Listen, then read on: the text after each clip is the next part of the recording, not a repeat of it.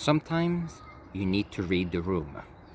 This is my topic for today because today a few things happen, and I figured that I share with you that as a teacher we always try new things. We have strategies wanting to make sure that students are doing well and we can help them learn. Today a few things, I was discussing a lesson, a topic, and most of the class was following, paying attention. It was about astronomy, one of my favorite topics. And guess what? One person raised their hand to ask a question. And then my favorite question comes in, and it is, can I go to the washroom? Now, interestingly enough, when someone asks me that question in the middle of a conversation or a discussion, it's a red flag right there saying that I have not been able to make sure that all my students were involved in the discussion. So that person had been thinking about different things for a while, and at some point, he felt it was time to go to the washroom. And it was an example where today I misjudged the room. And it's quite important because if you misjudge the room, then you are sharing information. You are, or you think you're teaching, but what happens is that it becomes your classroom instead of being a learning environment. And it's quite different when you think about that. So the question is for you as well. When you go somewhere, when you're at work, do you read the room? So that means that if you are going to, you're in a meeting and you're guiding a meeting, maybe you're taking care of business. Are you paying attention to what's happening with the people in attendance in the meeting? If you are a salesperson, do you pay attention to the questions of your client or the way they are behaving as you're sharing information? It's quite important. If you are even in your family, if you're talking with family members, are you paying attention to them? Are you having everybody as part of the discussion, or there's one person talking to the rest of the group? And that is the question I've had to work today, because when in my class I noticed I did not have the attention of most, if not all, my students. I realized I had to change something, and I realized that the unit was on astronomy, and the first few days went very well because the students knew from previous learning opportunities. They knew the topics. It was review. But I realized that when I was trying to bring new topics, what happened is they were not feeling that they either knew the vocabulary or they cared about the topic, or maybe they did not know enough about it to feel that they could contribute to the conversation. So I was thinking about what would be the best thing for me to do knowing that. So what I did is I decided to change the way I'm going to do this unit. So I decided to break down the different topics that we will cover. So instead of working together in groups and have different activities, what I decided to do will be to divide the different topics, and each group, so I'm going to put them in pairs, maybe in groups of 3, and they will research part of what we're going to learn. So these students will become specialists of that topic. So what I'm going to do is I'm going to have them do some research. I'm going to guide them in their research, guide them with the questions. And what will happen is they will be able to present their findings. So the idea here is they have learned, they will become specialists of their topics. They will share it with the class. And then after the presentation of their topic, what will happen is, first of all, these 3 will know more about the vocabulary and the topic. Students will be more interested to hear what their peers have to show them. And then even outside of class, they can even discuss the topic. So by the time the presentations will be done, and I think what I'm going to do is at the end of each presentation, I'm going to ask if there's any specific questions, and I'm going to open the floor to that. And then from there, I'll see if I can add information that I know needs to be learned. And I think that will be a good way to do that. The reason being that students will do the research and present what is interesting to them at their level, at their friends' level as teenagers. And then I'll be able to say, okay, now that we've learned a few things, from your classmates? What are the questions that you I'm going to propose guiding questions from the presentations so that I can expand their thinking.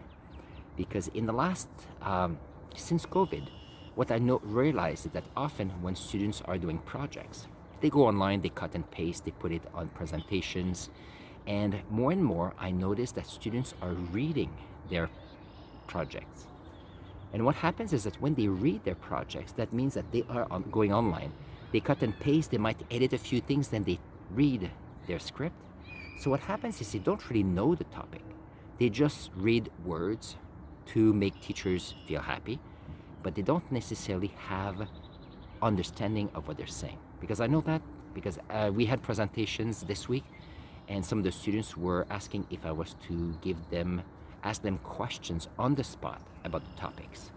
And after discussions, I realized that often they know of the topic, but they don't have a deep understanding of what they're presenting, regardless if it is in science, if it is in my French class about French cultures, or La Francophonie from around the world.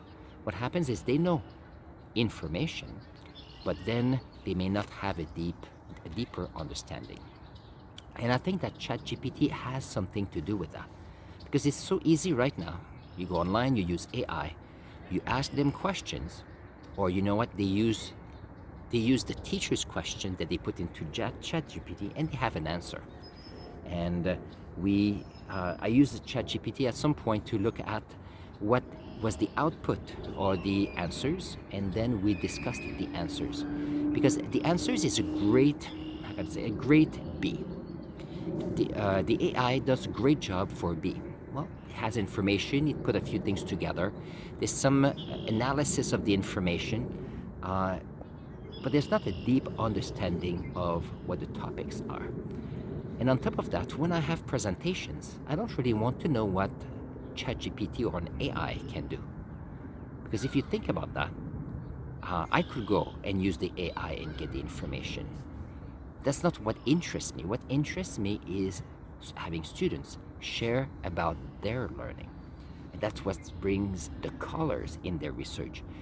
They looked at some piece of information that they like, something they expanded on. And that's what makes it interesting, and that's what makes it unique. Because if all students use AI, what happens is they don't have the opportunity to reflect themselves. And at the end of the day, if they create a company with a product from AI, well, clients will just go and ask the AI. Why would they hire a company to do the work that is using an artificial intelligence? I'm not saying that artificial intelligence is not good. What I'm saying is that it's a great tool to get ideas, to put together titles for content on emails, having a list of pertinent information if you want to travel, if you're looking for key information. But at some point, you need to go beyond the basic information to make the knowledge yours. And I think that's what's happening. So if I'm listening to someone on YouTube, for example, or if I'm listening to an engineer discussing their projects, if I am talking to a mechanics about my vehicle when I go to the garage, I want to know what their perspective is. I don't want to know a random person or an AI what they're thinking about. I want to know from the experience of the person. And I think that is something we have to look into. Because in my classes, I lost them today. So the contact or the interaction was not there. So something happened. But we need to teach students on how to make it better. Because a company that just uses AI can be replaceable. Employees just using AI to do their job, well, they're replaceable as well. We want to know what are the skills we can do using AI so they can put their grain of salt. The light is playing here. So their grain of salt so that I know what their perspectives are. Because keep in mind that outside of my science class, for example, I have athletes, I have artists, I have people that are working on, they love math, Some of them are doing AP exams for math right now. So what happened? They have all kind of interests. So what I know is how can they use their interest in what we're learning so I can see their perspective, because that's how I grow as a teacher. And that's why teaching is different all the time. So there's a thought for you today. When you are in a group, do you read the room, either as a speaker and a leader or as a participant? Ever so often, when was it? Yes, I had a meeting at lunch about a class, and everybody was focusing on what we were to do. And at some point, there was a discussion that was related to something that happened the day before, totally irrelevant to the reason we were meeting. So I redirected the information or the discussion so that we could finish the meeting on time during lunch, but also to make sure that we stay on cue, because time is often limited, so may as well maximize our day to do what's best. On this, I'm going to put here a video related to my my milestone journey.